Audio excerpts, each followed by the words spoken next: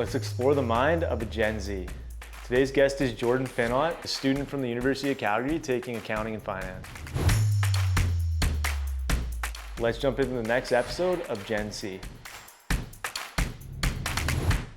Welcome to Gen C, where I'm Jordan Getz, your guide to understanding what modern generations desire in company culture today.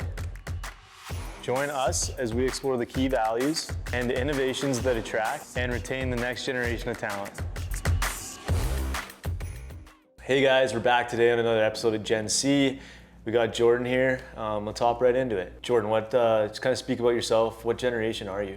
Hi, I'm Jordan. I'm a Gen Z. I'm a fourth year finance student here in Calgary. Nice. And where do you go to school? University of Calgary. All right, we'll dive into the first question. Jordan, how can you explain your generation, the Gen Zs? Summarize them. I think I'm part of an interesting generation. I think there's a lot of individuals who are really motivated. They want to get out into the work world. They want to make a name for themselves. However, I also think that there's a part of our generation that kind of scares me. I do think there are a lot of lazy individuals who just are hoping that everything kind of gets handed to them, or if they do these steps, they'll have this sort of outcome. And so, I think with every generation you have those discrepancies, right? And you're gonna have people that are motivated, lazy, and with the Gen Zs, you're a fourth year, you're about to enter the workforce. I know a lot of employers out there, you guys have grown up with technology and a new mindset and social media, but a lot of employers don't understand how to maybe resonate with you guys or attract that top talent that isn't lazy and actually motivated coming out of school.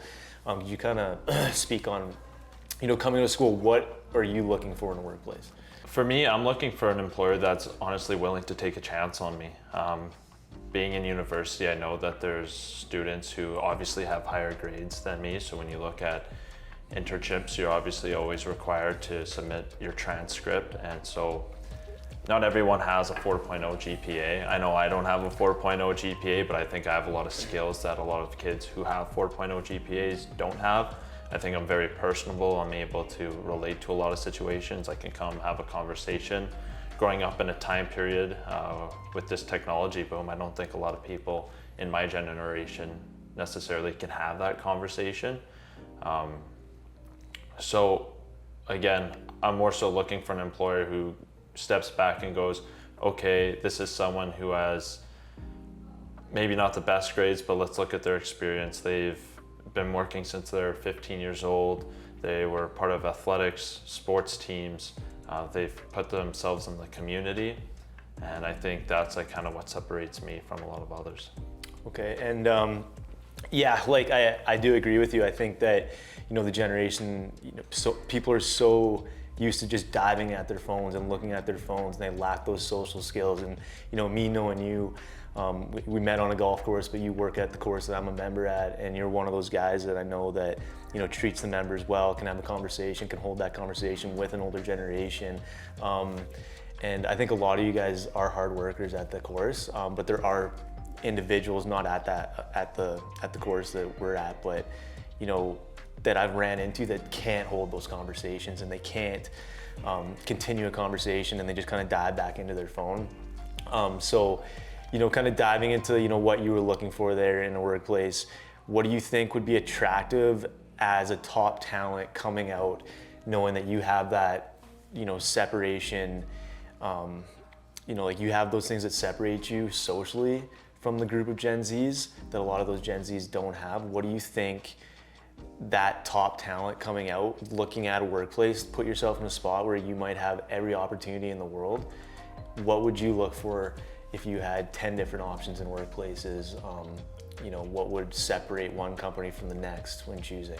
When it comes to that aspect, I'd honestly look at the backgrounds of my employer. I'd kind of want to know what they did in their past life. And I think for me, it would be really attractive is if my employer was someone like me who grew up playing sports. They weren't solely based on academia and that sort of mindset. They kind of almost relate to who I am and where I'm coming from.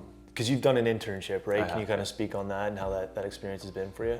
Yeah, the internship I did, it was with a bank, and it was honestly a really great experience. It taught me a lot. It taught me a lot of social skills. It taught me honestly how to be professional. Obviously, when you're take a golf course, for instance, you can kind of joke around with some of the guys that are a little bit better, and when you're in the bank, you really learn to separate how to talk to certain people. You learn to know your audience in a sense. Yeah, I think learning an audience is, something super important that I think even my generation, I'm a millennial, and there's times that people in my generation don't understand, okay, this is a professional environment that we need to kind of put lines on, and going back into, your personal life, okay, we can kind of let loose here. Do you find in your generation kids struggle deciphering those? Not really, I don't think. Again, it really just goes back towards a lack of social skill. I think my generation has a lack of social skill. So when it comes to having those important conversations, I don't think a lot of them can even really get there in that sort of sense.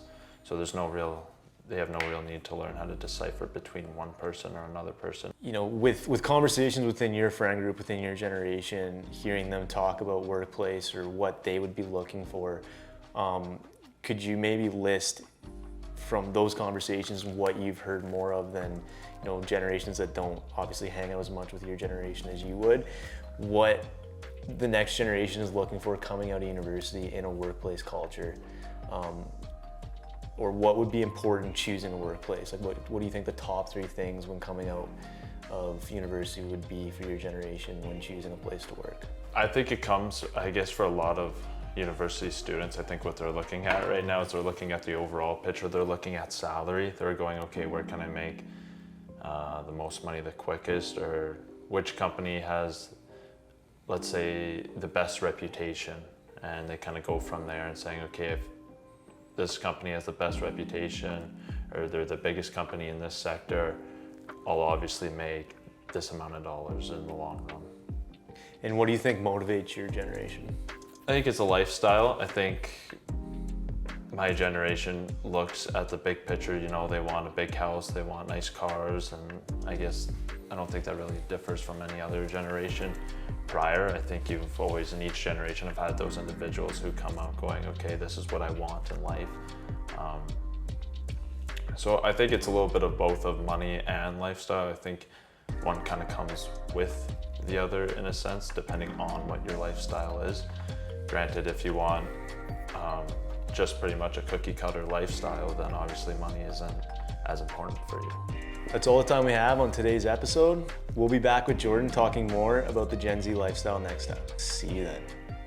That wraps up today's episode of Gen C, and we'll be back next time with more insight on creating a workplace that attracts and inspires the next generation.